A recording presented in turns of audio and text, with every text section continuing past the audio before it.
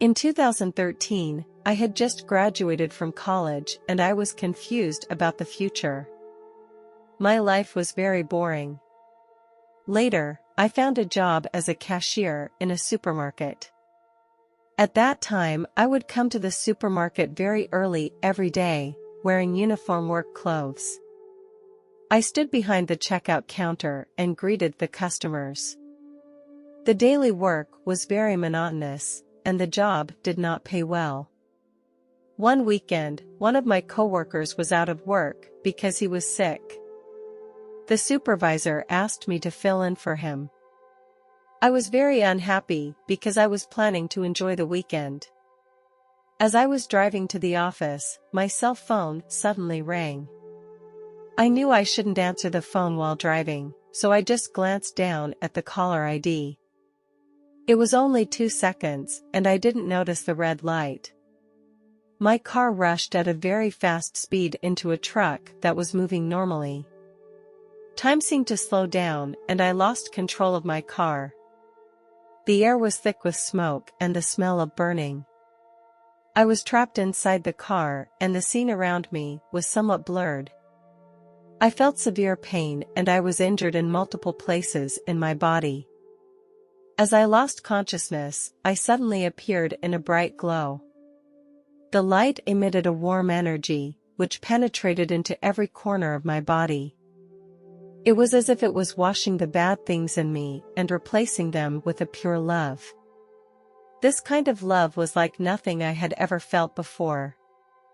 It surpassed any form of love on earth. It is hard for me to describe the intensity of this love in exact words, because it far surpassed everything I had ever experienced before. I had considered my parents' love to be the purest, but it became small even here. This love gave me a feeling of acceptance that was free from any prejudice and just purely embraced me. It had the power to make me feel at peace inside. In that light, I felt endless kindness and compassion. It made me understand that every person is unique and precious and deserves to be loved and respected. This experience changed my understanding of love. Love is a selfless devotion. A power that transcends personal gain. It made me understand that love is the essence of our innermost being, the bond that connects us to others. Suddenly, I appeared in a white room. This white color did not make my eyes feel uncomfortable, but rather gave a sense of tranquility. In this room, 3 other people were with me. One of them was a tall man. His body emitted a bright glow that made him look as if he was surrounded by light. His eyes were full of wisdom, making one feel his authority and warmth. The second man is an elegant woman. She was wearing a flowing white robe. Her eyes were bright and gentle, and her smile gave a sense of comfort, as if she were an eternal guardian watching over every soul. The third person is a young and mysterious man. He wore a dark blue robe and exuded an aura of mystery around him. All 3 of these people exuded a divine energy that made me feel calm. This white room became a sacred place, an existence beyond reality. In this room, time seemed to stop. They emitted a dazzling light that made the whole room brighter. One of them spoke to me telepathically. His voice did not come from his mouth, but was communicated directly in my mind. He told me that I would see my past life. The colors of the room began to soften and a kind of giant screen appeared in front of my eyes. I saw my childhood and recalled those innocent and happy times. These images made me re-experience the emotions of the time. Sometimes I would laugh, sometimes I would shed tears. I understand that these are the precious moments in my life that have shaped who I am now. Each decision has had an impact on me and others. After it was over, one of the people asked me what I had learned from all of this. I expressed my opinion that I don't like to see my actions hurt others. I want my actions to help others, not cause them harm. The other person seemed satisfied with my answer. He told me that it was time for me to return to my body. However, I was filled with resistance inside. I insisted that I did not want to go back because my body had just been in a car accident. I did not know what condition it was in, and it might be safer and more comfortable to stay here. I was concerned about the possible after effects or injuries that might occur. Even though I expressed my wishes, it was clear that I did not have a choice. They explained to me that I had to return to my body because I had to continue to grow and learn. They assured me that they would watch over me in silence. I also realized that staying in this white room would not solve the reality of the problem. These 3 men told me that my family and friends were waiting for me and that they would do everything possible to help me. I had to face the reality and accept the challenges that could happen. They told me that they would always be there for me, in the darkness and in the light. As they guided me, I felt a powerful force surrounding me. The scene around me began to blur, and it was as if I had awakened from a dream. When I opened my eyes, I was surprised to find myself lying in my bedroom bed. This made me feel extremely confused, because I felt like I should be in a hospital, not at home. I heard a man's voice coming from downstairs, and I thought it was my father. So, I was ready to go downstairs to find him. However, when I got downstairs, I saw a strange man on the phone. He looked about my age, but I had never seen him before. This strange man walked quickly toward me. My heart was filled with fear, and I wondered why he was in my house. I tried to recall memories of him, but nothing came to mind. The strange man came closer and closer to me, and I felt very uneasy. So I warned him not to come near me, or I would call the police. However, this warning didn't stop him, and he grabbed me from behind. I started shouting, trying to get the attention of others. This man was confused by my reaction and asked me, "What's wrong with you? Are you crazy?" He claimed that he was my husband and that we had been married for 2 years. To prove his claim, he took out his phone and showed me the wedding photo. I was very shocked when I saw the photo. I could not find any information about our marriage in my mind. This made me even more confused and frustrated as to why I had no recollection of this man. At this man's insistence, I was taken to the hospital. During my first night in the hospital, while I was questioning my mental state, the man who had helped me review my life suddenly appeared beside me. His presence surprised me, and I couldn't help but ask him, "Is everything that happened here real?" He smiled and replied, "Yes, due to a mistake, you appeared in the wrong universe." He explained that there are many parallel universes in the world, each with another self. Sometimes, for some reason, a person will travel to the wrong universe. He went on to explain that everything I experienced was real, including the white room.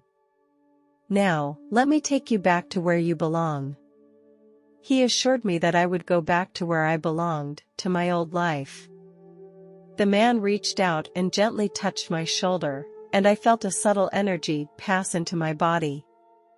Then, the scene around me began to blur, as if time and space were rebooting. When the scene became clear again, I found myself back at the place where the crash occurred. I saw parts of the vehicle scattered on the road, and ambulances and police officers were busy dealing with the scene. After a while, I once again felt severe pain. I couldn't be sure where I was until I heard the voice of a firefighter. He reassured me to hold on, that they would get me out of the situation as soon as possible. Firefighters were using cutters to cut metal. The sound of violent scraping filled my ears. I struggled to stay awake. firefighters opened a part of the vehicle. Paramedics carried me to the ambulance. The sound of the ambulance echoed in my ears. I struggled to stay awake, but the pain was unbearable. I looked out the window, and the scene outside became very blurry. The doctors worked for nearly 6 hours after I was wheeled into the operating room. When I woke up in bed, the doctor told me how lucky I was. Not only had I survived the crash, but I had no injuries to my brain or spine. My sister was allowed into the hospital room to visit me.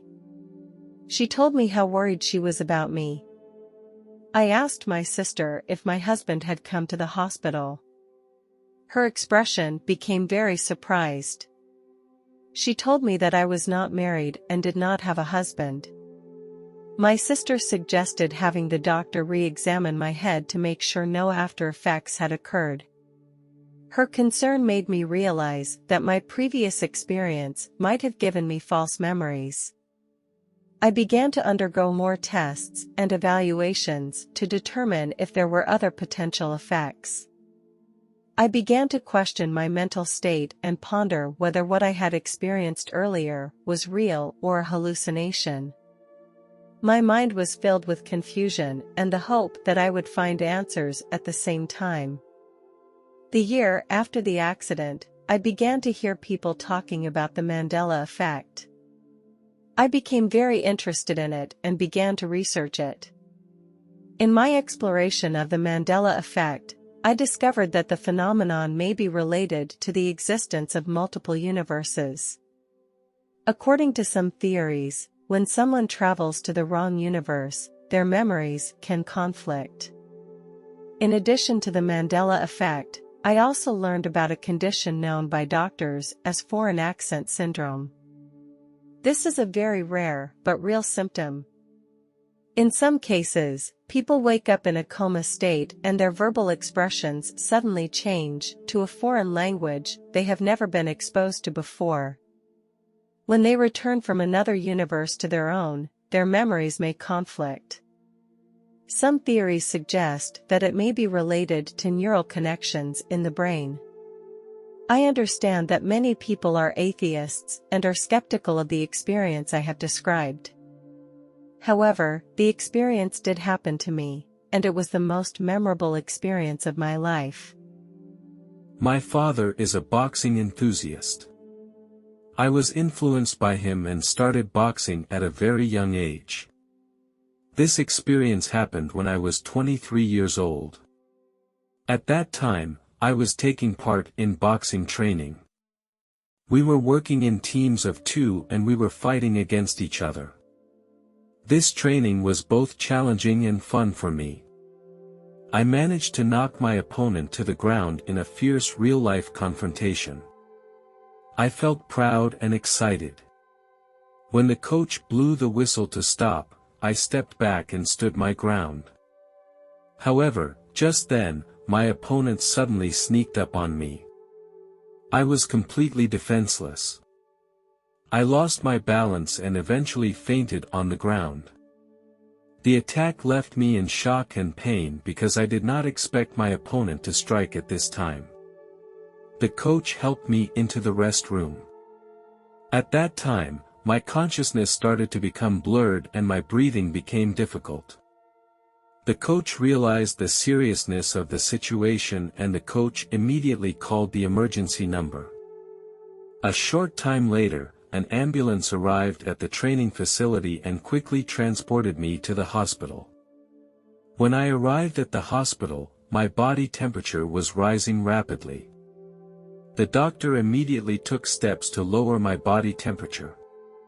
The doctor got ice packs and placed them around my body. But my physical state was still unstable. Suddenly, my vision began to blur. After a while, when I slowly opened my eyes, I found myself in a completely different place. In this place, I could not feel the pain I felt before, and everything became peaceful. The room looked very old. The walls of the room were made of rough stone. The ceiling of the room was made of sturdy wood.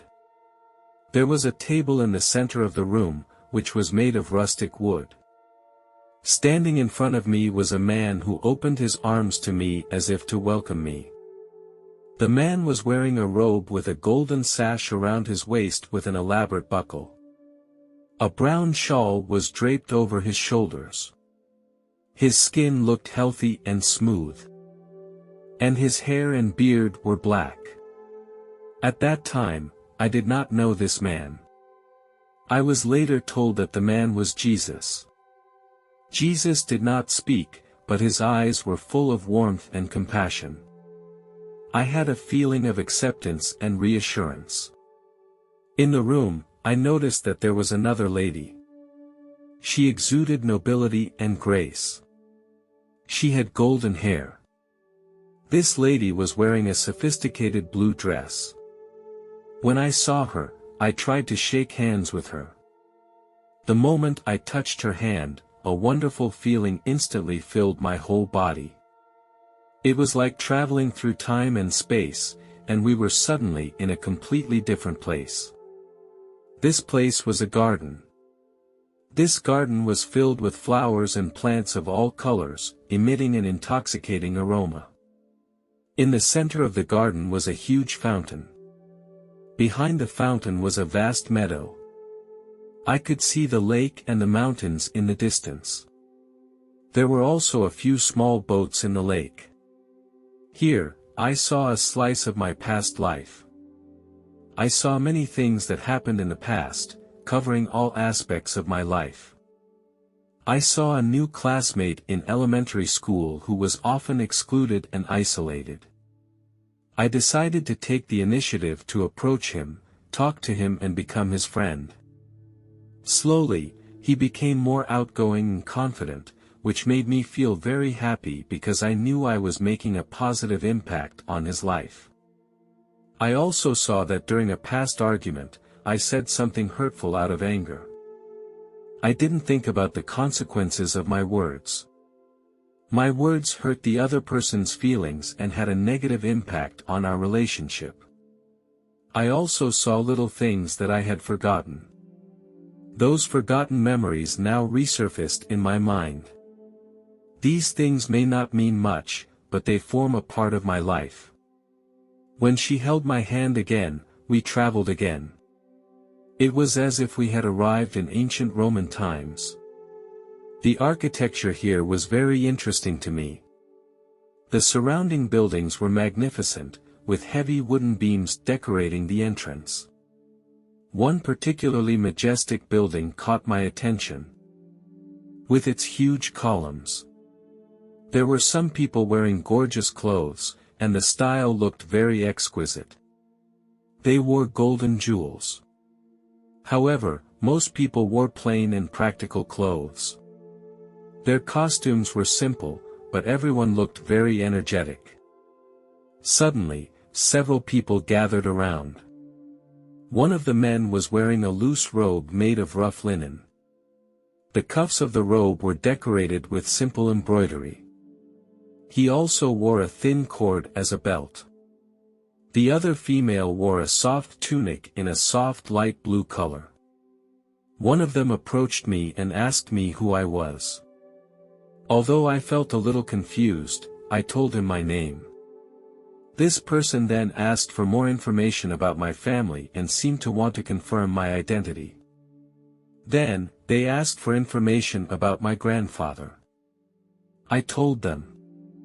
They seemed relieved to hear my answer and had a look of joy on their faces. They told me that they were my grandfather's great-grandparents, and the news came as a shock to me. These people were full of goodwill and they welcomed me, telling me how happy they were to see me. These relatives extended their arms to me and hugged me. Their hugs made me understand that this was a safe place. Next, they led me into a spacious hall. We were surrounded by a bright white light, which gave a pleasant and peaceful feeling. In the hall, I noticed a soft blue glow emanating from us, which seemed to symbolize a mysterious power. The relatives led me to a special area. I saw that this room was filled with chairs that were stately and ornate. They seemed to be seats with special meaning, and they represented the family's heritage and authority. They showed me my grandfather's chair. This chair was at the end of the hall. It was made of precious wood, inlaid with jewels and ornate ornaments. I sat in the chair for a while and it gave me great comfort. I looked around curiously. I saw that the surroundings were filled with every generation of my father's family, whose existence dates back hundreds of years. They each sat in their own chairs, each with a unique style and character. They sat quietly and solemnly. The members of these families wore distinctive costumes that showcased the cultures of different eras. The earliest generations were dressed in ancient and simple costumes. They wore wide robes, made of rough linen or cotton, in dark brown colors.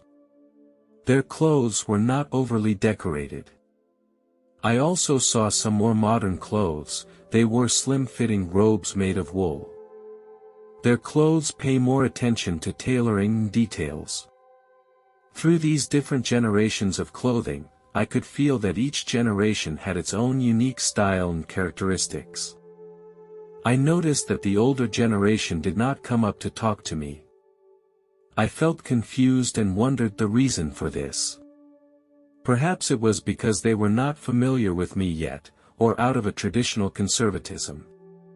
Even though they did not interact with me, I could feel the caring look in their eyes. Shortly after, I saw a woman approaching me. She had a dazzling glow that was unlike any other. Her eyes were filled with warmth and compassion. She was wearing a light blue robe. As she approached me, I felt a strong wave of love. This love made me feel at ease and relaxed, like a baby in its mother's arms. Her gaze was gentle and deep, as if she could see into my heart. She gently stroked my hair. She said to me in a soft voice, "Child, now you must go back to Earth where there is still work you need to finish." Although I did not want to leave this place, I understood that I could not stay here. There were still many things waiting for me to accomplish. At the moment of farewell, my relatives surrounded me, expressing their love and blessings to me. A white light surrounded me and I floated. Time and space gradually distorted and I was brought back to Earth. When I opened my eyes, I saw my father standing by the bed, holding my hand tightly. He couldn't contain his emotions. His eyes were moist. This was the first time I saw my father cry. My father had always been a very strong man. When I returned home, I told my grandfather about the experience. My grandfather could no longer stand and was dependent on a wheelchair to get around after a fall 2 years ago.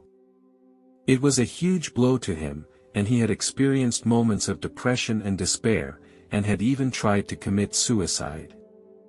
I sat next to him and began to describe everything I had seen in heaven. I told him that I had met many relatives in that wonderful place and that they were all friendly and welcoming to me. I specifically mentioned the room full of chairs. I described vividly the scene there, where everyone was surrounded by love and joy. During our conversation, I could feel the change in my grandfather's heart. He began to let go of his past frustrations and despair, and my words seemed to touch his heart. In that moment, I saw a determined glint in my grandfather's eyes. A smile appeared on his face and he tightened his grip on my hand.